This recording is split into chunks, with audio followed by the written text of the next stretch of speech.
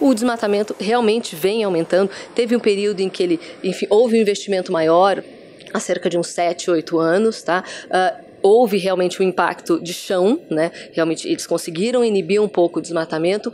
Hoje, eu já te digo que caiu bastante essa fiscalização e o efeito ele é automático. Cai a fiscalização, aumenta muito o desmatamento. Vamos saber mais sobre a questão de regularização fundiária com a Viviane Castilho, advogada especialista nesse assunto. O que está mais pegando, principalmente pegou no ano passado, 2016, em relação a isso? As empresas no agronegócio estão tendo dificuldades? Bom, na verdade, assim, a regularização fundiária, ela já está na mídia, vamos dizer assim, né, já é um assunto bastante comentado de uns 5 anos para cá, tá? Por conta da movimentação do Código Florestal, né, enfim, que trouxe inúmeras novidades aí para os imóveis rurais, né, no âmbito ambiental. Em função disso, acabou movimentando todo um acervo legislativo que andava um pouco escondido, tá? Em função disso, acho que os últimos 2 anos, os 2 principais assuntos ali foram o georreferenciamento e o CAR, tá? Que é o Cadastro Ambiental Rural, né? Então, para tentar objetivar aí a regularização fundiária, eu costumo dizer que a gente tem 3 passos, que são bastante amplos, mas que podem ser resumidos desta forma, tá? Para a gente ter um imóvel rural regular. O primeiro dele é o georreferenciamento, tá? Que nada mais é do que a definição do perímetro do seu imóvel, tá? Você tem que, enfim, ter uma contratação de um técnico para que ele defina os limites da sua propriedade, né, a fim de que você conheça exatamente a confrontação dela e possa ter a regularidade, a certificação dela dentro do órgão de terras que é o INCRA, tá? Então, com o georreferenciamento, você vai estar conhecendo os limites dele e dentro do INCRA, assim, de um sistema chamado SIGEF, tá? Você vai ter uma certificação de que você é detentor, não vou dizer proprietário, tá? Mas que você é detentor daquela área. Passar desse passo, tá, que você estaria atendendo a uma ordem, uma pendência judicial, uma pendência legislativa, que todos os imóveis, a partir de novembro do ano passado, acima de 100 hectares, estão obrigados a ter o georreferenciamento, sob pena de não conseguirem fazer qualquer movimentação dentro dos cartórios de imóveis. Isso implica em quê? Não vender o imóvel e não dá-lo em garantia. Isso, enfim, para o proprietário do imóvel, sem dúvida nenhuma, um problema grande, tá? Superada a questão de definição dos limites do seu imóvel, dentro do primeiro passo, você tem que identificar o que você tem dentro do seu imóvel. Essa fase ela é super importante, tá? Porque entra toda uma questão ambiental. O imóvel rural, ele por essência, ele tem que ser explorado. Viviane, outra questão foi o CAR, né? Que acabou atrapalhando muito operações de empresas do agronegócio, não foi? Sem dúvida, tá? Nós tínhamos um prazo, na verdade, em abril do ano passado, tá? 2015, que deveria ser, todos os imóveis rurais deveriam fazer a inscrição no CAR. Esse prazo foi prorrogado para maio deste ano, tá? E, enfim, acabou sendo prorrogado novamente para dezembro de 2017. Porém, até que ocorresse a prorrogação, enfim, todas as propriedades estavam preocupadas, né, com a inscrição, porque a falta de inscrição no CAR também inibiria todas as transações imobiliárias, né? Enfim, tanto dentro do cartório de registro de imóveis, como dentro de transações bancárias, né, para fins de oferecimento dos bens em garantia. Em função disso, todos os proprietários tiveram, enfim, que se preocupar com essa identificação, né, das áreas de preservação permanente e também aquelas que seriam direcionadas à reserva legal, tá? Em função disso, houve uma grande demanda, vamos dizer assim, né, de consultas em relação a como fazer o CAR, né? Porque ele parece simples, mas na verdade, se você não tiver um mínimo de conhecimento, né, do que é a floresta nativa, enfim, de como você tem que preencher os requisitos que a lei estadual em especial também impõe, você pode estar incorrendo em erros graves que, apesar da sua inscrição no CAR, enfim, você vai ter depois, né, dessa segunda etapa de análise desta inscrição, um provável indeferimento dela por conta de irregularidades. Viviane, como o investidor vê essa grande confusão que é investir no agro, questão de legislação e terras aqui no Brasil? Sem dúvida é um desafio, né? Enfim, o estrangeiro ele não está acostumado, o investidor estrangeiro ele assusta um pouco com o excesso de leis, né? Principalmente com a diversidade entre os estados, né? Então ele de repente o investimento dele vai ocorrer em São Paulo e no Pará.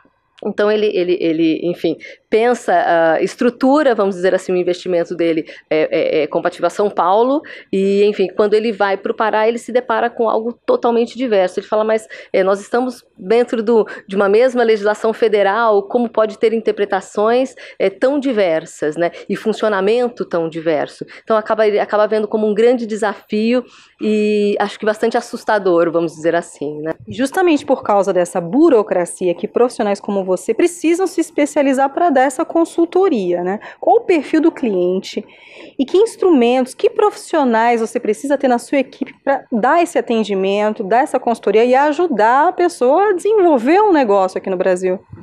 Bom, normalmente o perfil dos nossos clientes está voltado a empresas, né, detentoras de grandes áreas rurais, né, que demandam, que precisam agregar valor, né, ao seu patrimônio. Então, muitas vezes eles têm grandes extensões de terras voltados a segmentos variados, como celulose, como energia, o gado, a cana, enfim, que você demanda, né, grandes áreas rurais para esse tipo de empreendimento.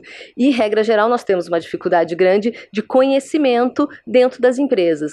Os jurídicos internos não têm, né, essa especialização e acaba procurando, enfim, profissionais, enfim, como eu, que tem a especialidade, que conhece, vamos dizer, as três fases, né, que é o georreferenciamento, a parte ambiental e a parte registral, que é difícil você unir. Dentro da empresa acaba acontecendo que a parte tributária do imóvel fica com a controladoria, a parte registral imobiliária fica com o jurídico e o ambiental fica com o técnico, e eles não se conversam.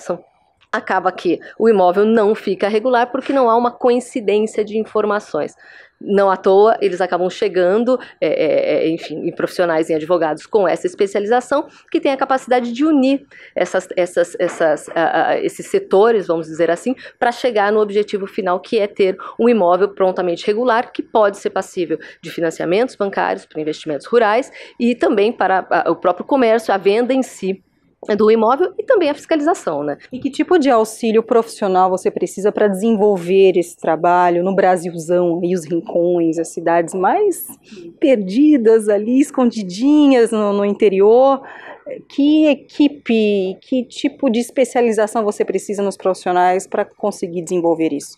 Bom, isso acaba acontecendo, a gente tem dois tipos de profissionais. Primeiro, o técnico, né? Enfim, nós não conseguimos desenvolver um trabalho de regularização sem um técnico, um engenheiro, normalmente florestal, que tem o conhecimento ambiental e tem o conhecimento da área em si, porque é tudo muito particular, depende muito das características do imóvel para que você adote algumas medidas. Então, esse engenheiro ele é essencial para o nosso trabalho.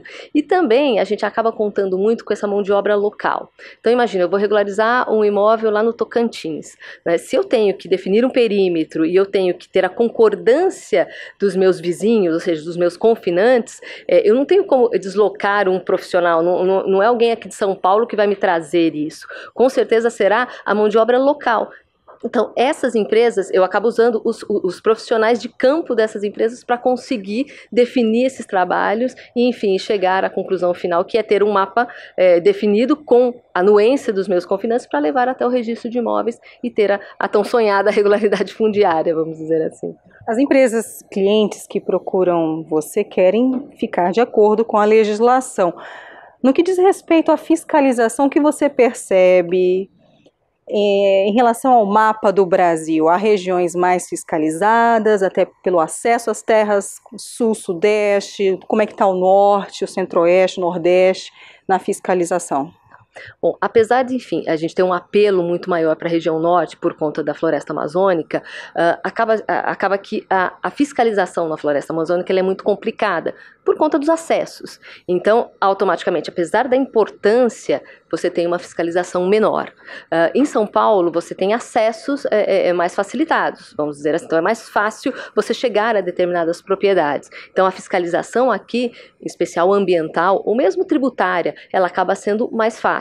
E a mão de obra também nos estados, enfim, mais ricos, vamos dizer assim, acaba sendo maior. Automaticamente o investimento na fiscalização também. Então, se for para dizer um mapa, São Paulo hoje, ele é muito mais fiscalizado do que é o norte, do que é o Pará, do que é o Tocantins. Quanto mais distante, quanto mais extremo o norte, mais difícil. Então, se for para dizer, eu acho que os proprietários de imóveis rurais de São Paulo estão muito mais propensos a uma fiscalização do que do extremo norte do Pará, por exemplo. Enfim, eu acho que isso acaba acontecendo pela falta de investimento mesmo do próprio governo, né?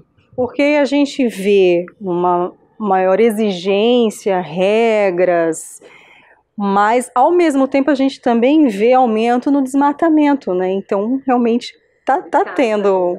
Você tem este casamento, você tem, enfim, uma rigidez legislativa. Se você for estudar o acervo legislativo do Pará, enfim, onde concentra a maior parte da Amazônia, enfim, você vai ver que ele é super complexo e se aplicado, realmente seria eficiente para evitar o desmatamento. Mas você não consegue ter a implementação, né, da lei, por faltar a fiscalização. Automaticamente, o desmatamento realmente vem aumentando. Teve um período em que enfim, houve um investimento maior, há cerca de uns 7, 8 anos, tá?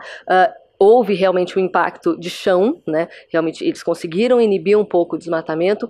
Hoje, eu já te digo que caiu bastante essa fiscalização e o efeito ele é automático. Cai a fiscalização, aumenta muito o desmatamento. E isso enfim, qualquer mapa hoje de desmatamento da Amazônia vai provar que houve um aumento significativo. Viviane, muito obrigada pela sua participação aqui na Ducascope TV e até uma próxima oportunidade. Muito obrigada a você. Luciene Miranda para a Ducascope TV.